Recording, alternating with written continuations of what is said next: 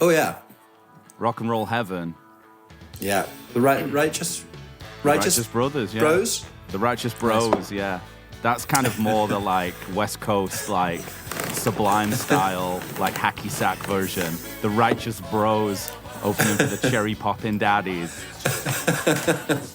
I'm just looking up. It looks like Ivan Toney just scored a penalty in the friendly against Belgium. Is it a friendly? The foot sports. The football sports, yeah. Sorry to drag you away from Are you guys the sports pub, fans? You know? I dabble in some foot sports. You can't really help it, can you? If you're, around it, Say if you're just around a pub, it's often there. My favorite Will pub. despises it. I try and help it. My favorite pub in London is the Falter in Fullback. That's banging pub in Finsbury Park. Yeah. Yeah, that's like, and it's kind of infinite as well. It just goes on forever. Then I didn't know there was an outside for the longest time, and then that's the whole point of that pub is the outside bit. I think. It's an Aladdin's cave of a pub. It is a bit of a cave, yeah. Can I welcome you both to the show? This is one of the pleasures of my life, to have Will and Nicholas from Flyte on Impossible Way of Life, your bi-weekly classic rock / Beatles podcast. So thanks very much for coming on. Modern rock. The feeling is very much reciprocated. Yeah. We love the pod. I reckon that it is. That's really nice. Yeah. I should start by saying that I'm a massive fan of your band, and have been for a while now. So it's really nice to actually talk to you. It's one of the sort of strange joys of doing this podcast is you actually get to meet people that you really revere. So it's nice. And actually, when you came to Vancouver last time, you played at a place called the Wise Hall. That was last fall or last autumn, as I can say now. Because I'm speaking to fellow British people. You're safe now. Yeah, I'm safe. But I was actually in London when you played there. So, wow. Ships in Danite. I mean, why are there so many English people in Vancouver? There wasn't when I first came here. It was just me, and I used it to my advantage massively. You did? Okay, nice. And then everyone came and wrecked your idea. Yeah, they did. Now it's mostly Irish. Lots of Irish people. More here. Irish, yeah, I've found. I have a feeling. Right. Is that where you both are? No, I was there for a good long time, and then I moved to Vancouver Island, which is where our capital city is, Victoria. But it's just off. So Johnny's in his like Mull of Kintyre phase of his life. I'm in my kind of beard. I shaved my beard last month, but I'm in my like bearded Paul era. Linda and the baby, and got a little studio here, and just kind of mostly it's just a photo opportunity. Yeah, of course. And then I'll go back to the You've literally got McCartney 2 resting on a piano to your left. I like to keep him close at all times. I love that sleeve so much, his little mouth that you could poke your little finger in. I'm actually probably more in this era, to be honest, because I think he's closer to my age here. So let's be honest. There it is. More the demented kind of temporary secretary vibe. Johnny, I know that you, before we get into talking about music, and I've got a few things I want to ask. Oh, for I know sure, you wanted to bring up maybe getting some parenting advice. Oh, well, I was just going to say that I know... Nick, are you the one who has a child? I am the one who's got a child. Good work. That's why it's taken so long to get on the call. I've been getting updates about your parenting life while we've been trying to schedule this. So it turns out you can rock and dad simultaneously, but it's hard to do podcasts. Well, Will had a really good line. He had a great text yesterday that he said... he was like, yeah, it's amazing how little Nick has changed even since he had a child. And I said, oh, I'm exactly the same way. And he said, all I can say to that is the poor women. It's very true. We're like, yeah, man, fuck, I don't even need to change my life at all, dude. I'm still fucking rocking and partying. Nothing's different at all, man. Would you mind? Yeah. Honey, I'm writing a song right now. Okay, I need my silence when I'm just the worst playing. people on earth. Yeah, just horrible. But my sister has 2 children. She lives in Richmond. Well, in St. Margaret's, so it's kind of Richmond, isn't it? And she's like a sleep champion. Like, she's really into like figuring out sleep schedules for her children, and she's militant about it. So Johnny, that's what you asked for my sister's number this morning. So I had to call in the big guns. Yeah, exactly. I had to call in the big guns because something happened last night, which apologies if I'm not firing on all cylinders today, because we've entered into what's called the 4-month sleep regression. When you have a baby, our baby's 4 months, and she slept like a baby up until now, all night long. Everything's been great, and then last night she woke up every hour and a half all night long. That's so awesome. So deprived of disease. Yeah, so James had to call James's sister, who is forwarding over a PDF, sort of a dossier. Yeah, it's a multi-page paper about how to get your baby to sleep. Apparently, so. We did that. Best of luck to you. Yeah. that level of rigorous sort of like data reminds me a little bit of Stanley Kubrick when he would leave his house and people would cat sit for him. And there was like a 40-page dossier about his cats. That makes sense. And like all the tiny, the absolute minutiae of the personalities of each individual house one. His manor house is outside of London, isn't it? His big house that he lived in. Yeah, I can't remember where exactly. No, me neither. Well, you know what it's like. If you're from the north of England, you don't know where anything is. They don't barely let you in down south. Once you get past Nottingham, it's very confusing for us. I'm amazed that you ever made it there. I was picturing like Stanley Kubrick like asking like Jack Nicholson to like cat sit for him or something, and it'd be like, he's like, don't worry about it, Stanley. I got it, and then just not even looking at it, and yeah. That was good. I like you dipping into that. Do you remember? That's where my mind went. Yeah, we're probably a similar-ish age. Do you remember growing up in England how there was this kind of I'm gonna kind of probably get it wrong, but there was this sort of furore and like sort of strange, clouded, like scandalous view of Clockwork Orange because he banned it from being shown in England until he died, and then it was easy to be seen. Do you have a memory of this? Yeah, I don't have memories of like the film coming out when it was like 1971. Yeah, of course not. Yeah, I've had a lot of work done, but I'm not that old. Yeah. That is making me like, wait, hold on. No, I think the thing with that though that was really interesting was that the film came out, and I don't think it did very well. Mm-hmm. And then he, I don't know where this is on the time scale of like when it got banned. Because it did get banned at one point. But it went out initially, Warner Brothers put it out, and it just didn't do all that well. And Kubrick was like, I just don't think you marketed it very well. Mm. And he just like was like, can I market the film as well? And he like Kubricked the actual marketing campaign and like just took over from Warner Brothers completely, and it became this like gigantic hit. Mm-hmm. Wow. Which is so interesting. It's kind of like, I've often had that thought sometimes when records of ours are coming out, and I'm like, gosh, maybe we should just also do the marketing too. Let's just do everything. And the only person who ever cares about the thing is the people that made it. No, I mean, that's true. And if you have the energy and desire and also, like, I suppose, the ability to market your own record, it makes sense to do it for sure. I remember there's a guy, really great musician. You might have bumped into him, I don't know, along the way. He plays in Cutworm's band, John Andrews, and he came on our podcast. I love John Andrews. Yeah, he's wonderful, isn't he? Don't know him, but love the music. Yeah, absolutely wonderful. And I met him too. We came to the show when Columns played here, and he's so cool. And he came on our podcast. He might have been one of the first guests to come on because he had an amazing story about marketing his own record. When I don't know if you know this story, but he plays in a couple of other bands. And he was on tour with them, and they were talking about, when and you probably go through this too, like you kind of sign some records for people, and then like you sort of think, where do they go? And he was sort of like, oh yeah, I've never really thought about it, and he looked on eBay to see if any of his records were like being sold, like a signed version, I remember this, yeah, and he found like a copy of his new record that wasn't even out yet. Yeah. For sale. Yeah. So he kind of went and tracked this guy down, and they filmed it all.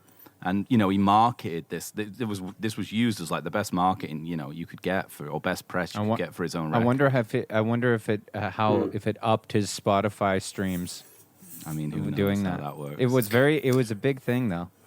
I was gonna say that was funny. You were talking about market, like the Kubrick thing too, because James, you were just telling me about. Check out this pro segue into the Beatles. Nice, yeah. That Derek Taylor, who was the Beatles press agent, a very infamous figure in the 70s, party guy. I think he produced a record for Harry Nilsson too, and like did a bunch of stuff. But that I never knew, James told me that they hired him to promote Pet Sounds in the UK for Brian Wilson because it wasn't doing that well in the UK. And No, so no, quite the opposite of that. It did really well in the UK. Like, it didn't do well in North America. So, like, I think that we grew up in England with this reverence. I mean, obviously everyone has a reverence for that record, but that was an embedded reverence because it had done so well right off the top. And I think it went to number 2 in England, and obviously the Beatles saying that they liked it. And so it was kind of this, like, what is Brian Wilson, in relation to music? Is he this surf guy? And, like, now he's being taken seriously as an quote-unquote artist. And Derek Taylor was hired to promote or, like, kind of come up with a way of promoting that idea. And he came up with the phrase, like, Brian Wilson is a genius, which was used as a way to for his press, splashed across like a tortured music press. Genius. Yeah, vibe. the tortured which genius I never idea. knew was like an angle to sell. It's smart, Yeah. Well, he also came. He was also. He was also. Genius, turns out he was a total helpful. genius too. Turns out, unless it's all a turns lie. out he was really just like a surfing kind of bro. Yeah. Totally normal guy. Yeah, The Beach Bros. average talent. The Beach Bros, the Righteous Bros, Yeah. The Walker Bros. the Walker Bros.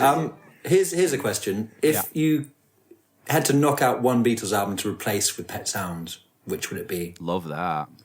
Like if Like you maybe post Rubber Soul, maybe, because obviously we're all going to cut, Beatles for Sale would go. Yeah, it would go. But I'm saying post Rubber blasphemy Soul. to me. Yeah, Johnny's really he's I an love early Beatles for guy. Sale. For me, the answer is could not be easier, and it took me 0 seconds to come up with it, and it's Sgt. Pepper's Lonely Hearts Club Band. Wow, Very It's a weird controversial. thing to say. Controversial, but I definitely think it's like some of the. It's not like my favorite stuff of the like mid to late period, and I think Pet Sounds is way better as a whole album. There's some kind of duds on there for me. I mean, it's obviously masterful album, What are the duds? Sgt. Pepper's was famously the one that sent him loopy, wasn't it?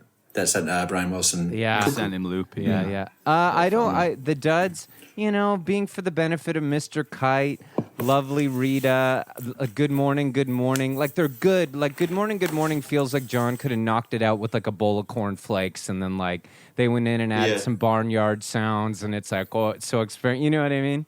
Whereas, I like, know what you mean, but I love it. It's so cool. Like, the guitar sound, I don't know. I love the verse. Well, you asked me to I don't pick know. an album by the greatest. That's true. Which one Okay, did but would you swap Beatles? Would you keep Beatles for Sale or Sgt. Pepper? It's in so the weird if whole you say in the whole Beatles for Sale. discography.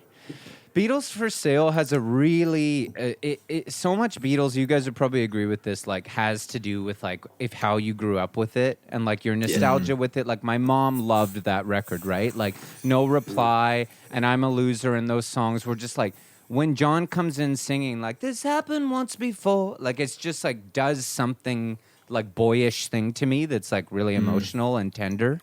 So it's hard. I think I have. Yeah, I think I have that with the psychedelic. I got stuff. that with the Beatles, the second one. Yeah. Thing. Like, in terms of that raw. my Yeah, mum yeah, loved it. yeah. She's called Yeah. Elizabeth, and Dizzy Miss Lizzy was enough for her. Yeah. Yeah, and I think with Beatles for Sale, I like that it's kind of like a country record too. Like, I like the twang of like Babies in Black and I'm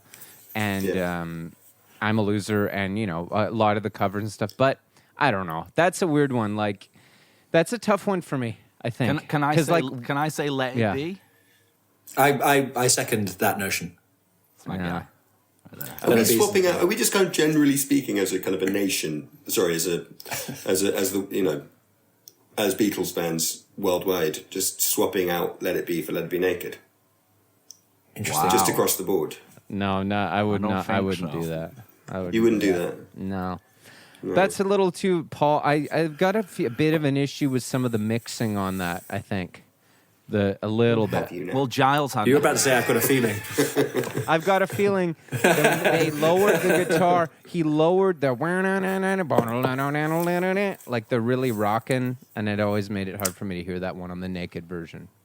But I know what you mean, like, the string stuff on Long and Winding Road and all that. It's a bit much. I know what you're saying. The Long and Winding Road version of Let It Be Naked is a revelation. It's that, this is an absolutely perfect song. And I always the Long and Winding Chode. When we'd be on the Long and Winding Chode in the tour bus, we'd always whack that record on and have a good time with that one for some reason. Maybe that. Yeah, again, it's all bloody. We're not counting association, Yellow isn't it? Submarine either, right? No. Because obviously I would have picked Yellow Submarine if we were counting that. But My Only initial Northern thoughts Song. went to Magical Mystery Tour and Let It Be, and I was kind of wrestling between those two. But I think it's because We I love Magical Mystery. I know, and I think it's because I have like I that have a one. weird relationship with it. I think it's because I didn't know. I sort of like didn't know it was, like pre-internet when you're discovering music and you're going to the record store and stuff. I think that like for some reason I had there's a weird version of it that's maybe just like smaller, like it's a 10-inch version and it's or something. Yeah, I have exactly the thing. I didn't think it was like a legit album. Yeah, It was me like too. almost Yeah, like a that's second exactly Yellow it. Submarine. It's also short, isn't it? Isn't it It's kind a of double a 7-inch conglomeration of singles or something of that time? this And is it's how the it film. came out first. It was just the side A. Like Conveniently it's has it right there just next to it. He's got Yeah. the data at hand. it's just 6 songs, and then they compiled it with this bunch of singles, like Strawberry Fields and All You Need Is Love and all that, and put the album out. So it's not really a true album in a sense. But I guess, it is. It's a banger. Yeah. It's a banger. I Well, love they're it. all pretty good. Yeah. That's the- Okay, what's the worst Beatles song? Don't Pass Me By. Don't Pass Me By. Don't Pass Me By has got the most annoying bit of melody. Don't Pass Me ever By written can go right in the fucking Don't pass bin. me by. Don't leave me blue. Just it winds me up. Just no. And it never ever stops. What about? I always thought like those ones like people probably like them though. Like some of the George ones on Yellow Submarine, like Blue Jay Way. Only a Northern Song. You know, I have a weird soft spot for that one for some reason. yeah, or like It's All Too why. Much. Dun, dun, Yeah, dun. that one sucks. That one sucks. Yeah. I always thought that Run for Your Life kind of sucked. That's Strange. a little bit. That's a Strange. really Yeah, it doesn't Yeah. age that's a well. really grim song, is it? And not that Yeah. even like the lyrical content obviously is just weird and grim, but it's also just a bit annoying and not I good. find No, it's It's like on- intense. You yeah. better run for your life Yeah. if you can. Then it's There's just something really. about It's the end. That's the end. A little guy sucks. It wants. There's It something. wants. There's something about John. He doesn't do it on that song. Like when he does the like, I'm really cool, cryptic like lyric stuff that annoys me. Like he's kind Right. of self-referential. Like the walrus was Glass Paul, Onion or all that something. yeah, Glass Yeah. Onion stuff. Yeah. I love Glass Onion. So, but there's something about him being like, hey, check this out. Like sort of feeling himself a little bit. Yeah, Dr. What Robert. about what? Oh yeah, that's bad. Dr. Robert, what's wrong with Dr. Robert? Actually, Dr. Robert's great. It's on Revolver. it's a bit. Yeah, no, it is quite good.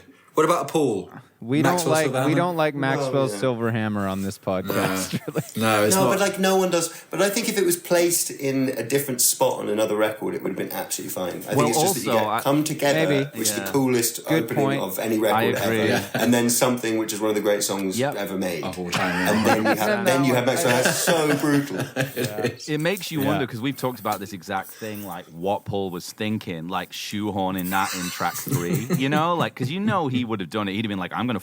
That's where his brain was at the time. He's like, he knows how good Come Together and Something Are, or his hubris has taken hold, and he's like, "This is my Come Together," like this is track Right. 3, and I don't know where It's upsettingly defining of him as well in It is. certain ways. Yeah. It was whimsy. Yeah.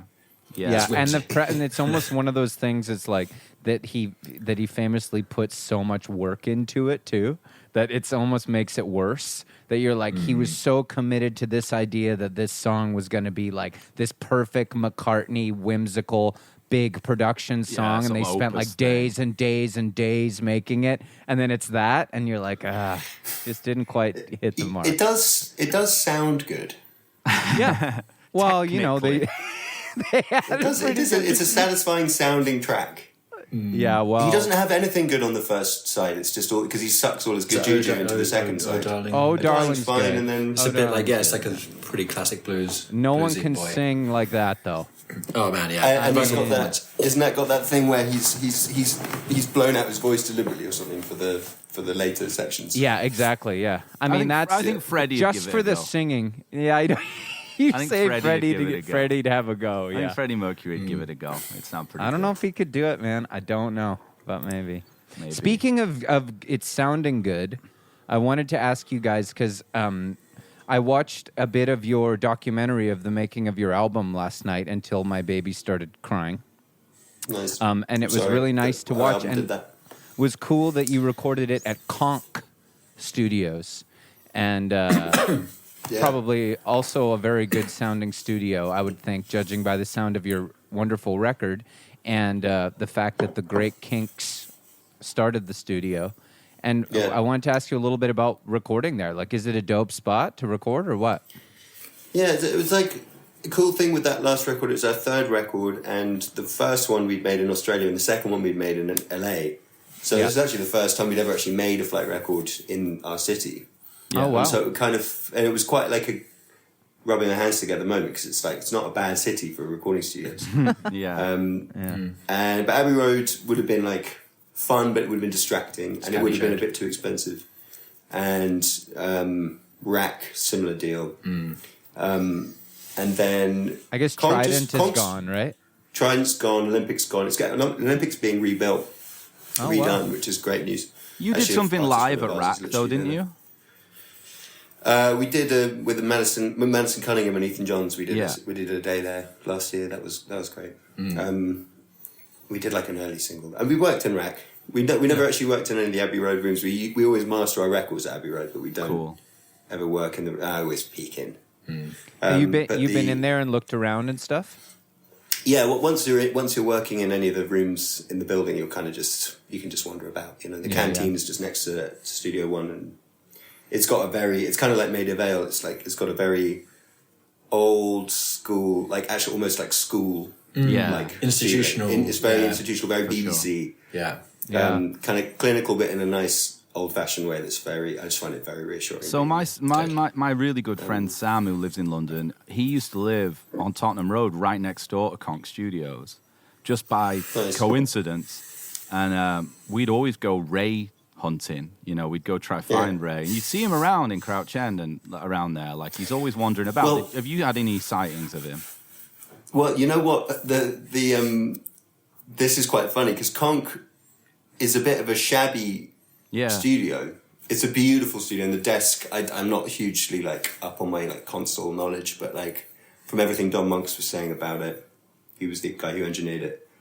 Beautiful engineer, and he's like, this is one of those desks that's just, you know, it's beyond rare. Like, it's just one sublime of those special kind of things. And for us, we love rooms that aren't too big or too grand, and it feels a bit like we're going to show up, we're going to work kind of thing. That's the way we like to look at it. I think if you're in a too beautiful a studio, you're going to feel like you're going to have to do it justice somehow. Don't you feel the same way about like writing lyrics in a nice book? It never works. You always kind of need them to be on. We use yellow pads. Yeah, exactly. We use disposable things. That makes sense. That makes so much sense to me. Cocktail napkins. Yeah, exclusively. No, we use yellow pads and biros, and we make it so that we never keep the lyrics. We just rip them up and throw them away when we've finished, and they just go into our phone as like the official. I like process. I like process like that. Like, you know, I think that I completely agree with it, and I think I understand what you mean about the studio too. I watched the documentary. I thought it was amazing. I loved how earnest you all were about the process, but I also was astonished because I'm a pretty nerdy guy. I was astonished by the engineering. I was looking at all what he was doing with the mics and how much like you were kind of like, you know what I was thinking about? The difference, this is so nerdy, the difference between ambience and bleed in microphones. Because you were all set up in a room with all these microphones around and presumably bleeding into each other at times so much. And he seemed to have such a hold over what was going on because that's massively going to impact the mixing process too. I mean, it barely needed to be mixed because it was just so well engineered by him. Chelsea Smiles, Beach Bubble, lots of those ones were just bounced from the desk on the day, and that was it. That's it. No, that's really well observed. We went in saying we didn't want reverb or any effects at all. We didn't want to use the computer at all. We wanted to use it as a place to print stuff onto it. So it was down to Dom to kind of give it space. And I think we just had room mics on the whole time, and you can choose, how much you want to use those room mics or not. It's the best when you have a good sounding room and can do that. It's so cool. Yeah. I mean, and everyone was playing in a specific type of way, and the gear in the control room that they were using was kind of top notch. But no Ray Davies. So one of the deterrents. We were talking to Bombay Bicycle Club. They're a band from North London, and they made a record. Yeah, they made a record in fact, Suren came in, he's the drummer in that band. He came in and drummed a bit on that record. One of your two drummers. That is correct. Yeah. Well observed. That was pretty easy to spot that one. Yeah, it was a good bit. Yeah, Matt, the other drummer, is Laura Mulling's drummer, and he's a great writer. And he's a really cool dude to have on board because he drums to the lyrics rather than... drums. He's not thinking Ringo. about... Ringo style. Well, yeah, exactly. He drummed... He's actually like... It's funny, when we were testing him out before we went in... We were like, something's not quite connecting. And it's because I hadn't quite finished the words. Or I was tentatively not singing because I wasn't confident in the words at that point. Sure. And then I started to sing a bit. And then it's so funny. It was like he just transformed. It's like, oh, this guy's a beautiful, beautiful drummer. You hear it even on bad days. He's just bolstering that lyric as much as possible. But yeah, so anyway, Suren and Jack Stedman had both said about Conk, because they'd worked in there, they'd said it's a really great studio, it's a little bit temperamental, stuff breaks a lot, it's cheap, and it's in a good spot, and it's nice being crouched in and blah blah blah. The problem is Ray Davies does sometimes come in. And we were like, what you mean, what one of our like all-time musical heroes might drop in when we're making a record and that's a bad thing? And he's like, he's a nightmare. He's a bit of a nightmare. Really? Infamously, yeah.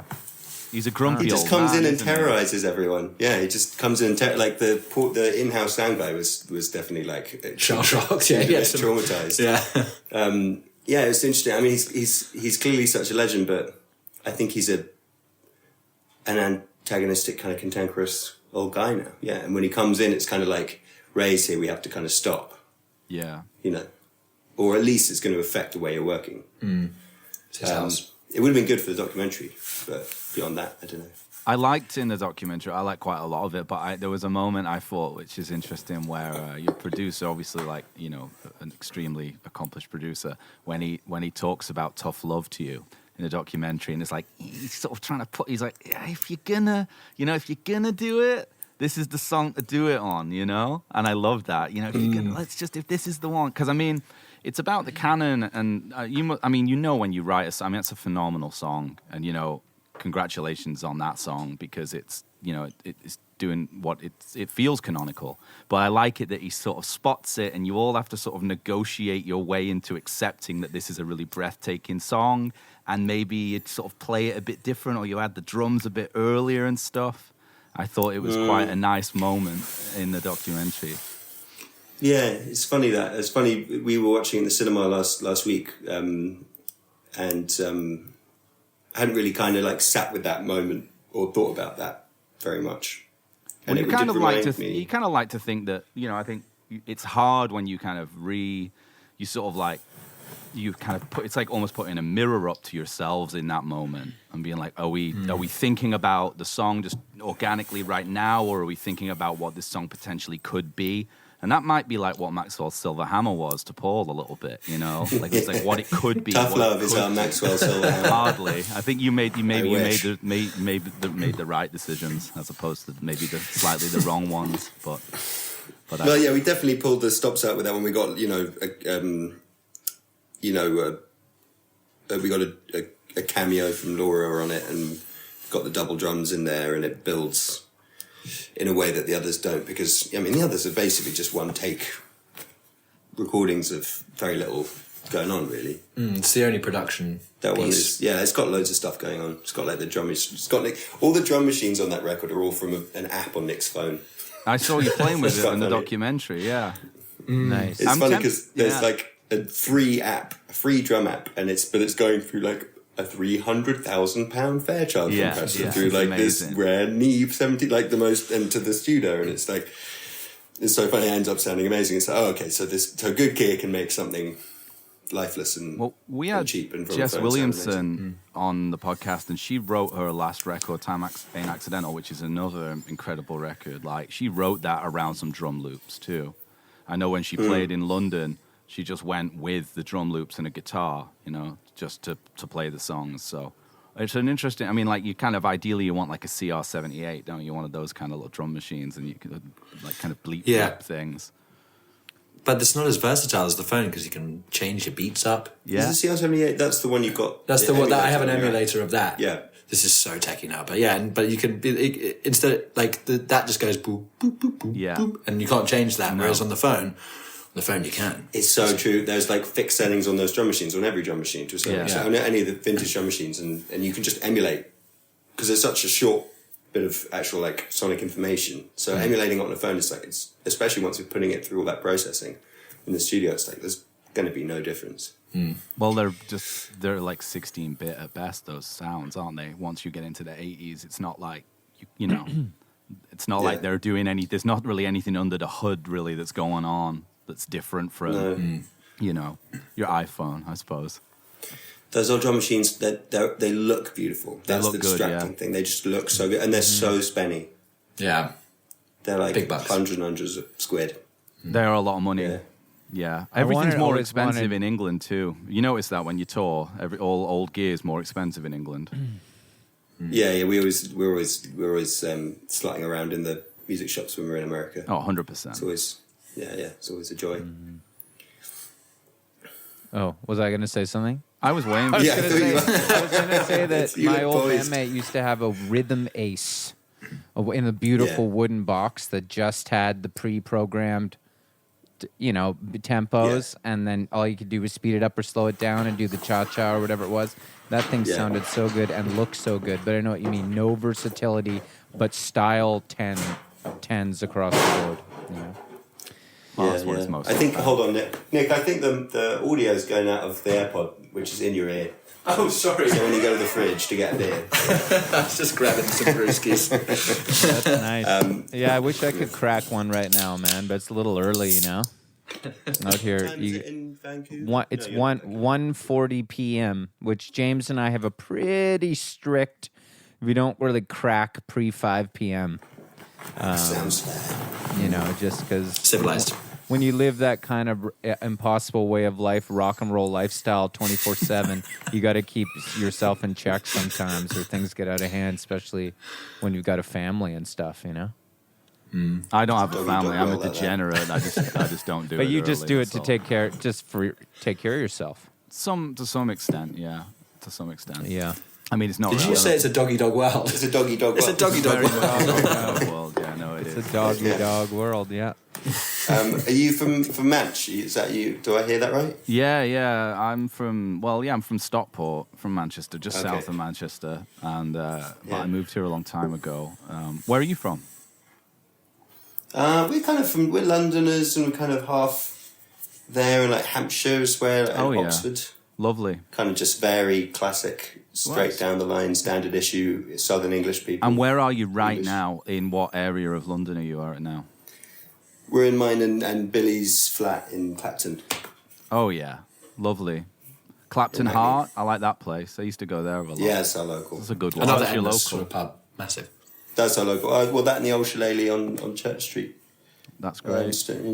Yeah. Stokey. And then you played at the Shackleton Arms. Sorry, Shackleton. I did that last time, didn't I? Shacklewell Arms. Shacklewell, yeah. Yeah. That's a Dalston venue where it's like 200 capacity, like a little club.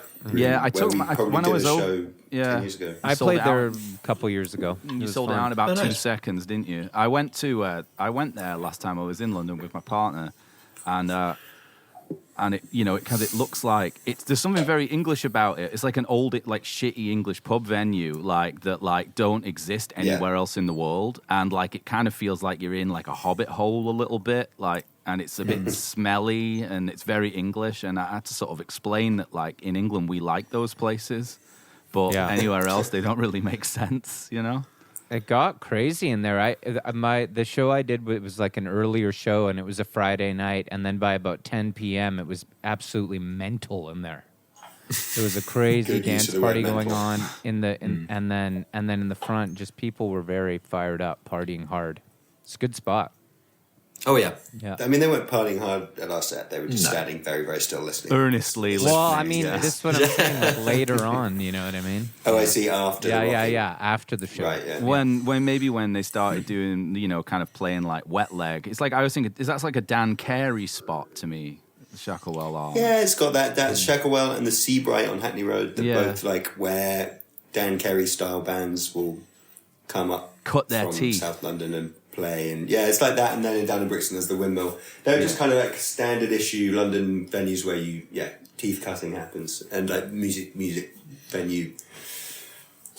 industry people are there like poaching stuff all the time, looking about. Yeah. I'm a big fan of Dan Carey and his production and mixing, and I went to a wedding in I went to my friend Joe's wedding in where was it? Great Missenden, near Wickham. A couple of years ago, he got married, and I went there. He's an old friend of mine. In fact, there might be some causal connection because he works at a studio now that I think might have something to do with Laura Marling. I'm not really sure, or maybe she, or maybe something to do with that kind of community worked in it. There's a Trident console there. There's lots of really nice old guitars, but I'm not sure. But I went to his wedding, and I was there for the whole weekend, and Dan Carey was there the entire weekend, and I didn't know. I just thought it was just this guy. I didn't really know what he looked like. I just kind of like read about what he does sometimes, you know. Yeah, And I I wouldn't know what realized, he looked like. yeah. So I sort of like thought like it was a bit of a shame that I didn't get to talk to him a little bit. But then I thought it was probably a really good thing that I didn't know it was him, because I'd have really annoyed him all weekend, like asking him like how do we cue a snare drum or something. So you know, it's probably I think producers are, well, because they're not artists, so you know, I think it's probably not that frequent that people come up and, you know, harass them. So would have liked it. harassment, strong word for what I would have done, but yeah, no, I would have harassed. Depends how many beers I'd had, really, I suppose. Right, yeah. He's had an absolute reign of Insane. I was going to say reign of terror, but like he's been on an extraordinary role for like the last 5 years. Yeah, it's with wild. The post-punk movement. Yeah. It's pretty wild stuff. Well, your guys on a similar role, Andrew. Well, Andrew. Yeah. Yeah. Did he do Did he do the new Adrian Lenker record that just came out? No, he's the Phil Weinrobe is a guy in New York who's actually Billy, my partner, is making a record with him in July, and he's great. He's very similar to Dom Monks, who is very analog. And I mean the thing with Dom Monks and not with Phil, but the thing with Dom is that he was Ethan John's understudy, right? For engineer basically for 20 years, and so and Glyn Johns too. I mean, he would have that whole family. All roads lead back to the Beatles. Yeah, there it is. To Let It Be. Think about Ethan Johns. Go on, you continue, please. I was just going to say that he's related to Glyn Johns and Andy Johns. Andy Johns is Glyn's brother, is that right? I don't know. Andy Johns was the engineer who did like Television, Marquee Moon, and lots of stuff. But I don't know if they're related. Are they related? Maybe they're not. I don't know why. I thought maybe they were, because he's from England as well. I'm quite sure. But Well, then, I just thought yeah. they were just like a royal engineering family, you know? Yeah. The truth is but a Google away. Yeah. When I think of Ethan Johns, I just remember like sort of just before I moved to Canada, so like early 2000s. I think of like the first couple of Ryan Adams and Raylan Montagna records was the first time like kind of the great records, like amazing records. Heartbreaker, Gold, and those first two Kings of Leon records. Yeah, it's like Youth and Young Manhood, like the best. We forgot to mention ones. Kings of Leon the last pod, James, when we were talking about the history of indie rock. They're a big one bit. for sure. Yeah. That's yeah. I mean, they were in the UK at least, because when that whole boom of, post-Strokes, everything in the wake of the Strokes, basically. Mm-hmm. Yeah, And that's everything, including Arctic Monkeys. I'd say That so. whole era, I guess, was it's like not even that long, like a 5-year stretch, maybe. And Kings of Leon were the coolest ones. They were the best, coolest ones. But like hands down. And they were like 16, weren't they? They were so young. I worked at a venue in Manchester called the Roadhouse. It's not there anymore, but it's very like the Shacklewell Arms. And I remember seeing them play there, and there's about 150 people there. It's tiny. Wow. And it was like, they were just like kids. I saw some mad bands there, though, like Libertines there, White Stripes. Saw Muse play there. It's not really the same thing, but... No, but what an amazing run of bands to see in a venue. Check- Tiny It's little crazy. place. Check this out. Andy Johns, brother of Glyn Johns, Okay. There it is. engineered a Well, couple okay. albums you guys might have heard of. Exile on Main Street, Marquee Moon, Casual. Bunch of Zeppelin. Wow, those two brothers, they really crushed it. The Dynasty. Yeah. Somewhat. And then Yeah. is Ethan one of their sons? Is that what's going on? Oh, there? that'd be interesting. Ethan just to is know. Glyn's son, and he's also a great musician and has played with lots of people. Drummer. I mean, it's funny. He's a great musician just generally as well. But he produced as well. He produced Billy's second record, and that's when Bill met Dom, and that's how we ended up working with Dom, because we were making the second record with Andrew, but we needed Dom to save a track on that second record, and he was just around. He came in and saved it, and then that's why the two of them ended up working together on our last record. What did And he those two- save? What happened? Oh, Mistress America was a track that we'd done for the record. We hated the way recorded we'd it. done it. We Yeah, just we did it in a put it all totally wrong. different way. We never were that happy with it in the end, but like we just went in for one afternoon and threw down one take of it, and he was like, "Yeah, that's good." It was the first time we'd experienced that from Dom, where he's just like, "Yeah, that's good enough. That's it. Move on." But what about the stuff? What about doing it over and over and over again and layering millions of ideas on it until we go insane? He's like, no. If you do that, then it won't be as good.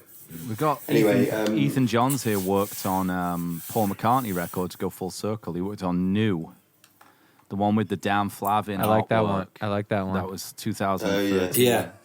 Yeah. You like that one? I thought.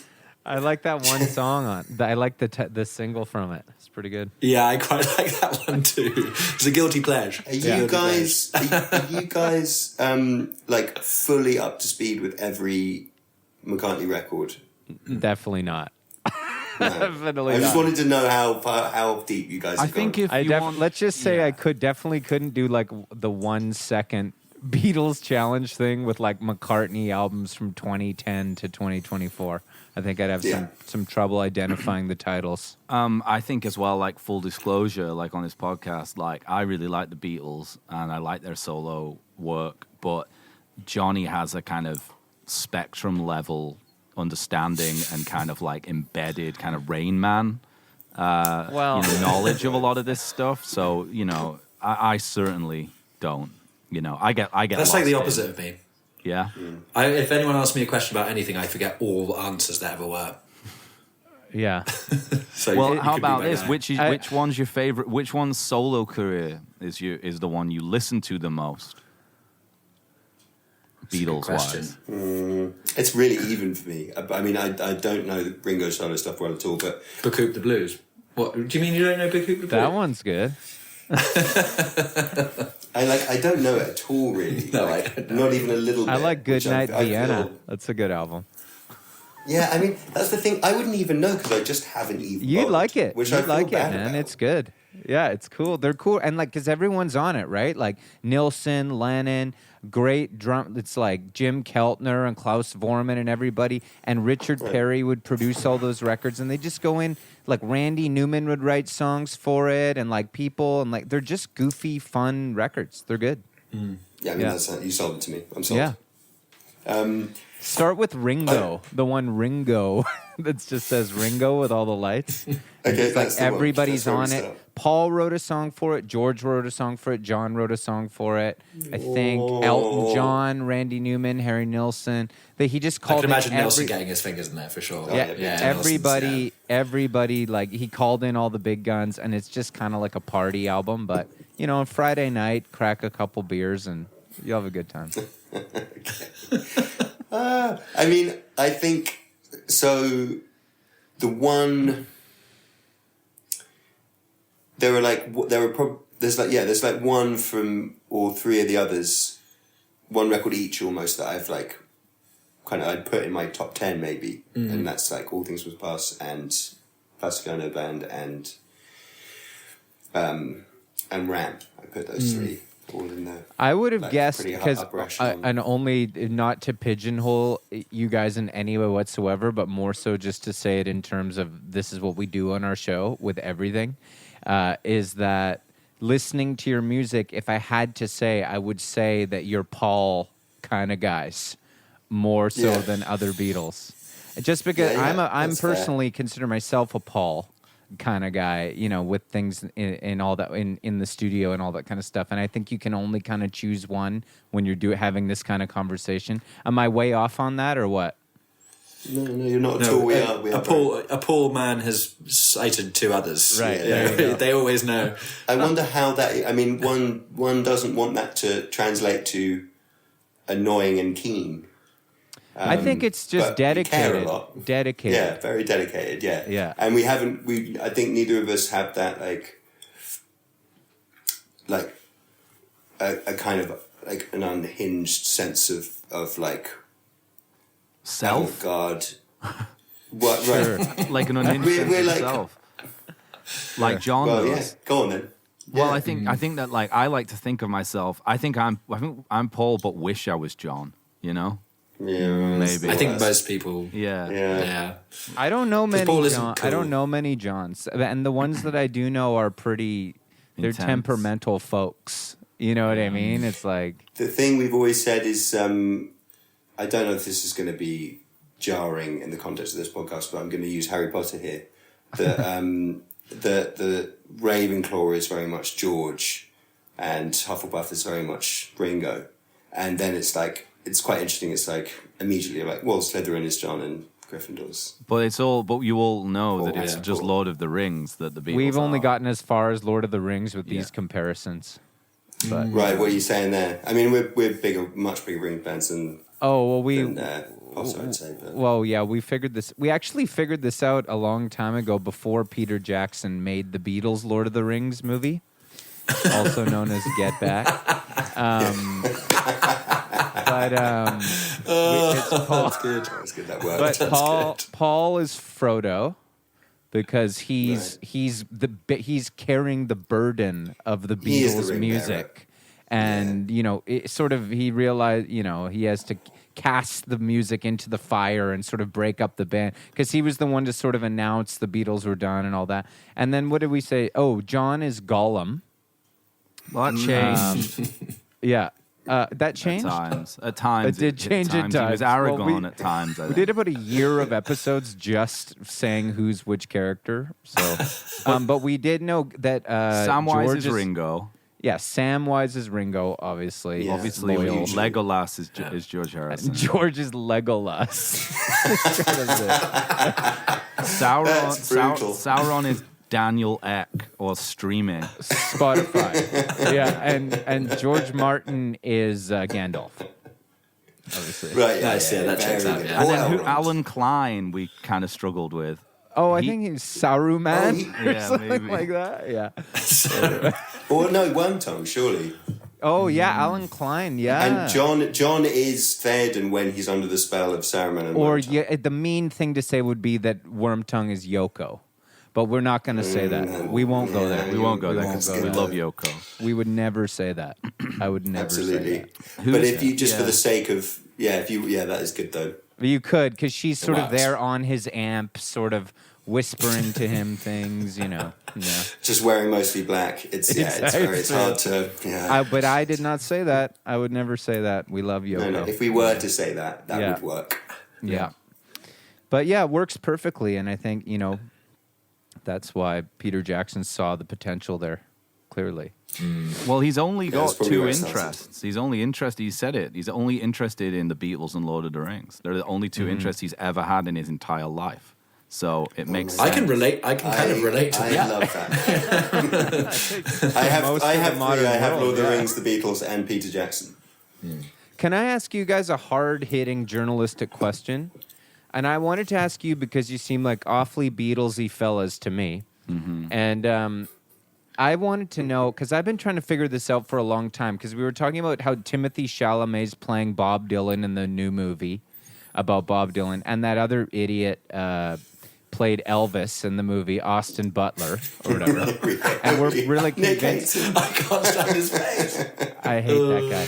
And clearly neither of them have heard of either Elvis or Bob Dylan. This much we know. But also, James was kind of like, nobody, we were talking, he was like, nobody's heard of them. Like, in this day and age, nobody knows who Elvis is or Bob Dylan, potentially, besides us musicians. So then, that got me thinking, though, but they do know the Beatles. Everybody still knows who the Beatles are. They know their names, they know their faces, everything. And I wanted to ask you guys, why do you think it is that the Beatles are so endlessly fascinating? Well, first of all, there's more of them. Right. True. There's more to work with. yeah, they're outnumbering poor old Dylan. Yeah. Dylan's just cracking on with touring, just like gradually reducing the quality of his own obituary. Just Nice. like Interesting. just doing bloody awful. And gigs. he's not he's not charming. He's quite charmless, Dylan, in many ways. That's a good point. Charm is a good point. Yeah, I like hugely that, charming, the Beatles, and silly as well is the other thing. Yeah. I mean, sorry, before we move on from that, I just felt like I did go a ahead. big slight on Dylan there. Like, I am the biggest. I love Dylan as much. We as I love all the are. Beatles. It's Dylan, you know. Yeah, but that was my like teenage obsession. In a Blood way. on the Like, Tracks. Beatles is they're always there, but like Blood on the Tracks. I mean, I was listening to that literally before I came. Are you all right? Absolutely. Your relationship's okay and everything and stuff? That one kind of comes on in really specific times for me, that record. just divorcees. I think I've seen Dylan. We actually opened for him in Hyde Park, and Wow. and that was a bad show. Just drop that one. Well, That's pretty good. it was the Neil Young Dylan day, so there were like a bunch of people on that. You know, it wasn't like Cool. us. and Dylan.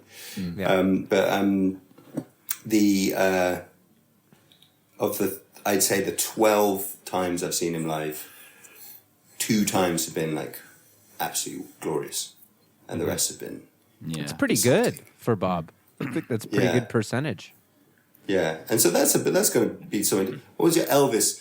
Yeah, I just think the other thing is that Dylan is like an adolescent fixation. I think first of all, initially, Beatles are there from day one. You're 0 and you're listening to the Beatles and you're loving it. You know, it's like Nick's kid was dancing to Revolver when she was 1. Isn't That was it like a strange special how moment, much you know? children gravitate towards the Beatles? They love the Beatles.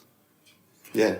I mean, I did. I had my first album I ever made when I was 5 was a cassette. It was a dual cassette machine. I had Sgt. Pepper on cassette and a blank cassette, and I just recorded it over to a blank cassette. And there was a little microphone on the machine. I sang as a 5-year-old the entire of Sgt. Pepper over the top of it onto Yeah, I a guess- blank. You know, I guess 5 it's years a little old, and tougher. you're that into it. I guess it's a little tougher to like when you're like a 5-year-old to dance around the room to fuck a Desolation Row. You know what I mean? Yeah, big time. You smoke a badly rolled joint, you know, out your window in your bedroom when you're 14 and listen to Desolation That's Row. for that. Yeah, it's all Yeah, right, yeah. Mom. Only bleeding, and you're like, whoa. Exactly, yeah. Yeah, that's what you mean. And then you get older. But with the Beatles, maybe you dip out for a bit. Because when you're into Desolation Row, you dip out and you're like, oh, this isn't cool. Like, they're super famous and everybody loves them. But then you always come back, right? Maybe. Yeah, I know what you mean. There's little phases for us. It's funny because I mean, I never dipped out, but people do. no, No, me neither. I don't dip out. I don't think we dip out, but like there are definitely moments where there are sudden like surges of just listening to them a lot after like letting them just be fairly ambient in our lives. Right. And when those surges happen, it's normally I tend to find when we are becoming creative, like the creative winds are in our sails, because that's cyclical too. Yeah. You know, you're not always in your perfect, you know, you're never in the sweet spot all the time. It's normally like 6 months might pass and you won't write a thing. Sure. I think Unless you're Bob Dylan in the mid 60s or something. Yeah. But that's true. not fair comparison for anyone. He had also kind of magic drugs and things, you know. Special magic drugs. I think it's just the level of variation as well in the Beatles catalogue, whereas Elvis is kind of like pretty one note in terms of its, you know, he's got his sound and it varies kind of like a bit during his career. But with the Beatles, it's like they rode the wave of, you know, the entire movement of the 60s where the world changed in its entirety. Right. And also, like, they were inventing how to make records. Yeah. That everyone ever since has kind of gone by. And they were making films and being hilarious and being silly and in love with each other and falling out of love. And there's just, it's a different stratosphere. It's so funny when there are those people who are like, they're overrated or I don't like them. And it's kind of like a personality choice they've made. It is. They need to hate themselves. They hate themselves. They've had bad things happen to them as children. They need to let the love in, you know. Yeah, they haven't had the good news. Yeah, exactly. Yeah. But it's like, it's funny when people do say that. I'm like, I just don't think you are aware of, if you say that, then I think you just don't know what the reasons are for liking them. Like, you're just wrong. Yeah. Can I ask you a question with regards to the Beatles? And you don't have to, you can be diplomatic about this because this might, like, I don't know, like you might run within this milieu to some extent, but like how do you feel about like, and I think that this would be partly an answer to why they're so enduring and successful is they have this like insane regurgitating press machine that like masters and remixes their records as well. Part on of that it. side. How do you feel about the remixes, not so much the remasters, the work that Giles does? Yeah, we don't run in similar circles with Giles, but like Dom and every engineer person I know is like, fucking Giles needs to stop. That's good to hear, man. That's good That to is hear. really good. That's really refreshing to hear that. Yeah, I remember like when Love came out, when they were doing the Cirque du Soleil thing, and they made that Love record. Oh, yeah. When was that? It was like 2003 or something? Or, Something like that. And I remember being so excited at the idea of there being some new Beatles project, because the only one I was aware of that had happened like post their breaking up was with the anthologies, and that was like a great thing. And so I remember Love coming out and like going to HMV the day it came out, buying it, getting a bunch of mates together and listening to it. And we were so upset. That cracks me up so much. You're like, the new Beatles are coming out. You guys are gonna be then finding out it's like a Cirque du Soleil soundtrack. That's really Yeah. Well, And Giles has only worked on Lord of the Rings, Cirque du Soleil, and Beatles. That's it. That's the only things he's got. He's worked on ever, really, as far as I know. That's one more thing than Peter Jackson. Well, yeah, it is. And the Yeah. anthology stuff's different because of Jeff Lynne, who's pretty Beatlesy, like, to start with, I think. So he kind of... He was there at the time, for one. Yeah, he was Beatlesy as well. His stuff is kind of like... I always think ELO is like... Not in any sort of like grand sense, but it's kind of like with production, like where the Beatles stopped. He kind of I was just like, mean Giles wasn't even really around at the time, so at least Jeff Lynne like was a producer in the 70s. Yeah. So Didn't John Lennon say as well that if the Beatles had carried on as a band, they would sound like ELO? Yeah. There's that. Yeah, There's something really funny that you guys would like, and sometimes I say this stuff on the air because then people who listen to the show will find it and put it on our Discord, and then I can hear it again because I do want to hear it again. But in the 70s, John Lennon, I had a bootleg tape. He was in LA, and he for like a couple of days hosted a radio show. It's really hilarious. He was just like an on-air radio host for like the whole day. And he was just like, hey, you're listening to KRCP, like LA or whatever. And he just played music he liked, talked about bands, talked about people, and made jokes. And it's like so good. And yeah, he plays a bunch of ELO and says that he plays Showdown, that song Showdown, and says that he thinks that, I think the quote was that he thinks that they picked up where he left off with I Am the Walrus. That's where ELO kind of picked up the sound and then like went off in a different like alternate dimension direction, you know? It's interesting, isn't it? Yeah, I guess where would the Beatles have gone? Because they never got shit, which is one of the things that's good about them. Yeah. They never went shit, and they could have done. Yeah. It might have got it's bad. funny that they probably would have. Yeah. Maybe. I think they all had it in them. I mean, if they kept going till they all did get bad as solo artists, but they did stay pretty good, fantastic all through the song. Well, I think some of those remixes are pretty bad that have come out, where they've kind of like tuned it up, threw like an EDM kick on it, and kind of just like made it a little bit more competitive for streaming or whatever nonsense. I don't even want to hear you even describe it. I'm so like I just don't want to acknowledge the existence of that thing. To answer your question, though, James, before we sign off here, because we didn't even get to the Beatles list, I think John Lennon even though Paul McCartney, they all had great solo careers, I think John was very lucky and unlucky, obviously, that he was cut down in his prime. But in terms of his catalog, he has, pretty much all pretty good stuff. But which one do you listen to more? That's the thing that's complicated about this. Because I think you listen John's solo stuff. John, of which Beatle? I think John has the least bad stuff, is what I'll say. But less time to make it. Yeah, that's a great shout. Yeah, I agree with that. Yeah, but Paul, there are like whole sides of albums in there that are like there's big chunks of music that's really well produced and made and all that McCartney type stuff that it's like you just can't sink your teeth into.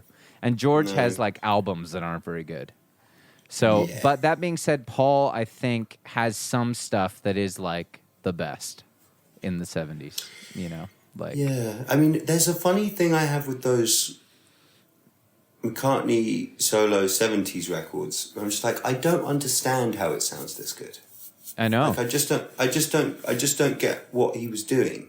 Like, I mean, we could drum down on it, but it's just a funny thing. Like, it just sounds better than like anything ever that's ever been. Even when it's like a simple, like Heart of the Country. Yeah, where I know. Like just him and a guitar. It's like, why does that sound so good? And it's, I guess it's just I think he's really good at music. Like, as dumb as that is, to sound, like I think like John's such a great, a character in music. Obviously, as a singer, he's such a soulful guy, and the songs are so good. But I think Paul, he's kind of got it all: technical, natural ability, chops, like a great singing voice. He can play any instrument. I just think he's just really good at music. And I think he gets in there. He's a great producer. I think he knows how to communicate to engineers exactly what he wants. He comes in with a plan. He doesn't mess around. In the studio, he's super like keyed up on making the records because he has nothing he'd rather do than be in there like making music. And I think that all that stuff comes together and sometimes creates like a big bang of something amazing. Yeah, it's almost Stevie Wonder-esque, isn't it? His sort of vision. That era Prince, suited him as well. Prince, McCartney, Stevie, all the guys that can like play everything and make the record on their own and do it all. It's like a different. They're built a little different, Like they are built. That's well put. I'm a bit. I mean, I've mentioned this on the podcast before, but people can go listen to it. There's a Jamie Liddell podcast, right? Like, and he interviews Susan Rogers, who was Prince's engineer for like through the 80s, and asks her about like this specific thing. Like, how were you doing this? Like, you were making these records and movies at such a pace, And she just explains like his methodology in the studio. And, you know, they've got a 24 track. It's set up the same every day. It's the height of technology at the time, you know, like, and it's like the same thing. It's like kick drum, snare, electronic drums, bass, like guitar. It's always the same. Then by like kind of track 19, it's like 4 vocal takes that they'll comp down to 1. And that's a day's work. And if it doesn't work out, then there's probably something wrong with the arrangement of the song. And they'll just do it again the next day. But it's never like, you know, like they don't have that kind of relationship with technology yet where it can be like limitless and endless and they can continue to just throw ideas at things. And it's very much rooted in the way that it puts songwriting first and arrangement first. And then, like much like you said about your record, like they weren't mixing these records really. You know, they were just so focused and sort of like, you know, clued into what they were doing at the time that it was like we didn't make a record in 11 days and it was just done. That's 11 songs, don't need to be mixed on to the next one. I think Paul kind of probably has that kind of relationship with recording where it's about song and arrangement. So it's all kind of dialed in and he can just go in and kind of get it down. Yeah, it's a bit more technical to me. Like it's like a puzzle he's trying to put together in the studio. Whereas I think John, if you get a good band around him and he's on with the songwriting and the room sounds good and they just rock it out, it's gonna be pretty good and he won't think about it too much past that. But you know, yeah, it's like the Stones. A little bit more, yeah. Stones approach where it's just there's a feeling in the room. Yeah, the mic's on. Let's get it down. It's a beautiful way to make a record as well. I think you can actually have both, and in a way, that's kind of why the Beatles, when they were making their records, were so wonderful. Is they kind of did have that. There's a sense of you get it all. Yeah, and on the same album, you get Your Blues and Mother Nature's Son, right back to back. You know? Yeah. So, oh God, what a beautiful moment as well. Like fucking hell. Yeah. And the thing is, though, that like you're right. That limitation. I mean, you get that feeling sometimes with the biography of it all. Like they were slogging it in the studio and stuff. But you look at the minutes and you read Revolution in the Head and you're like, oh, they'd spent 3 days making that. Yeah. That song. You know, like that was like the sloggy one. So yeah, and just their output between like Hard Day's Night and like White Album, what's insane. And it's like we were talking about this the other day, it's like 4 years max and they've like completely changed their identities, not alone, you know, the music itself. And that's the amount of work that they got done in that period of time. It's insane. Yeah, for sure. And I often say, you know, it's like, you know, you guys spent 10 days making your record, made an amazing album, like obviously the Beatles, and then like, you know, people are sort of they're surprised sometimes at how good some of those records are. But it's like I think the White Album they spent close to 6 months in the studio. That was the longest one. And it's like, well, yeah, it's like imagine if you were the Beatles and you had 6 months at Abbey Road to experiment. I think you'd probably come out with something. If they didn't come out with like the greatest album ever made, I'd be like, these guys probably aren't very good. You know, but yeah, but then you know what? The six months with Limitless Possibilities and Abbey Road is a potential disaster. It's true. So. Very good point. Very good point. Very good point. Yeah, it can. You can, and then that's what probably happened in the '80s with a lot of bands that had like half a year in the studio, and then it would come out and it would be. James, insert big bloated 80s rock album that nobody likes now. Oh, my brain's not working too well right now. I was going to say Def Leppard Hysteria, but no, everyone loves that. That's a good one. Everyone loves Mutt Lang.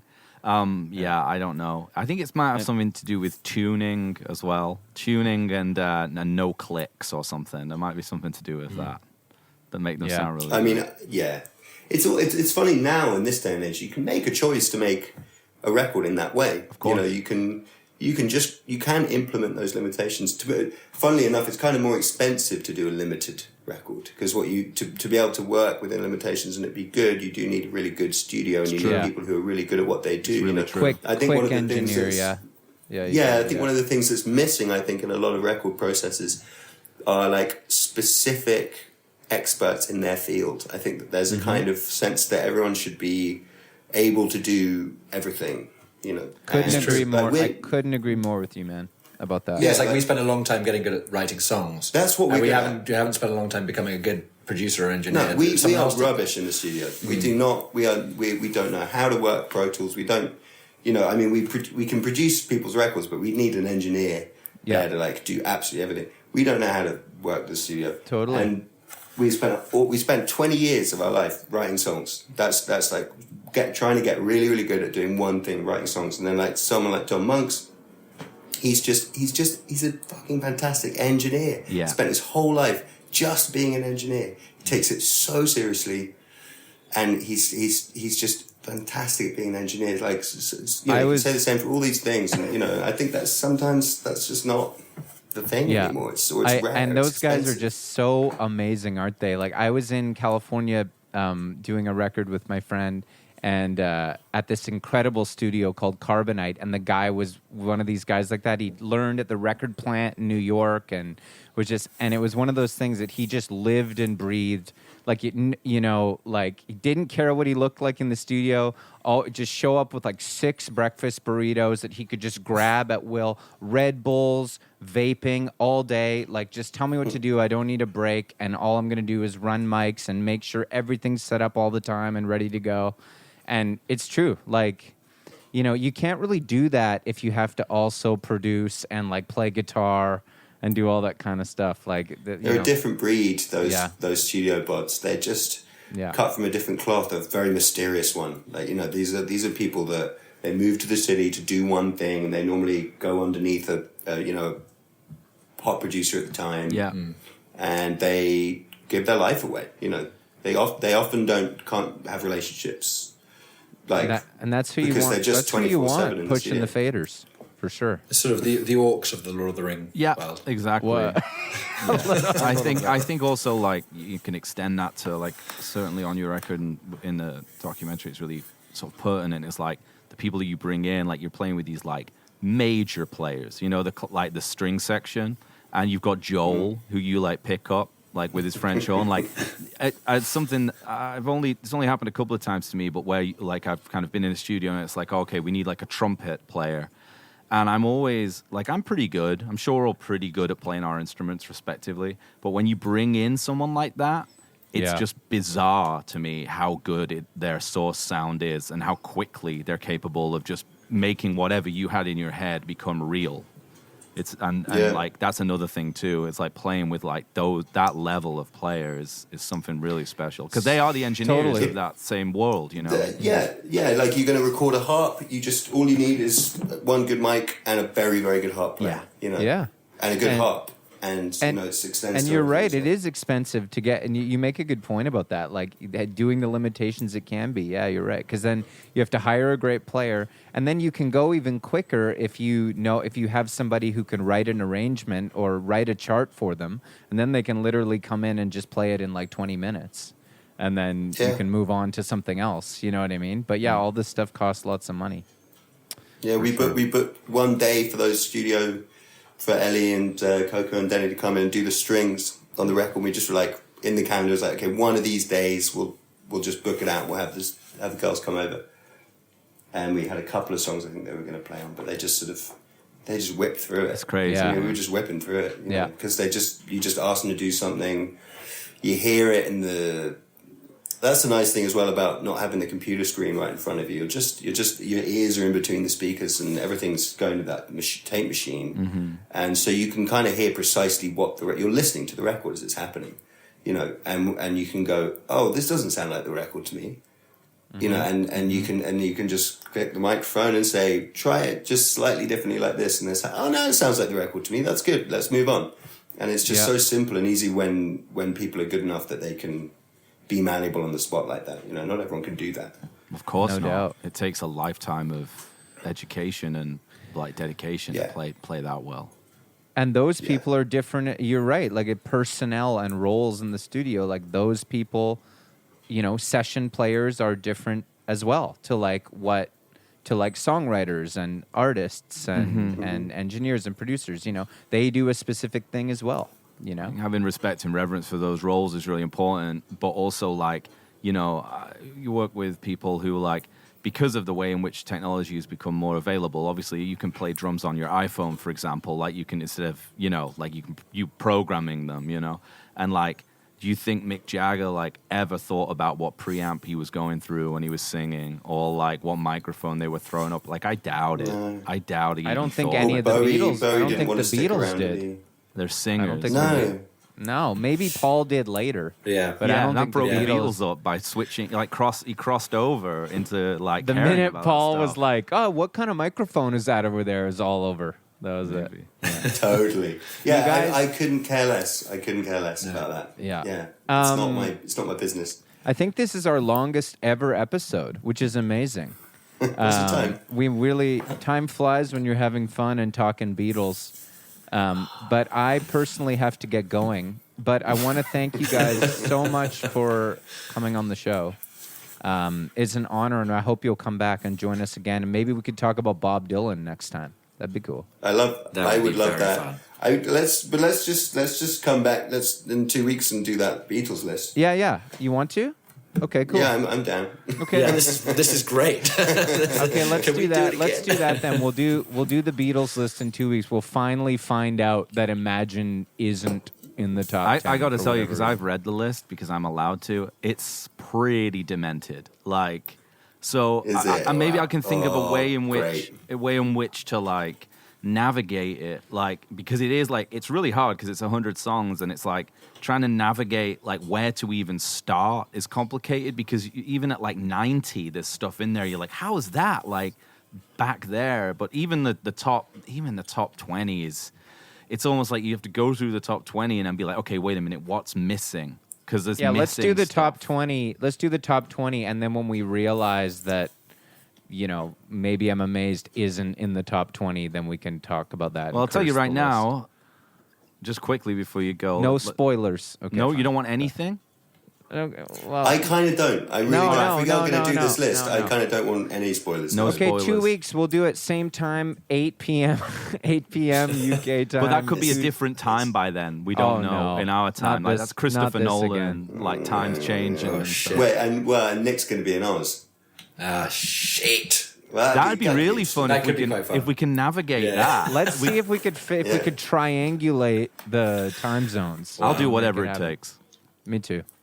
Okay, well, Yeah, me too. we'll figure it out. Thanks Let's again, Flyte. Everybody, they have lots of amazing music out. Go listen to it. Go see them play live. And it's pretty all that good Beatlesy. stuff.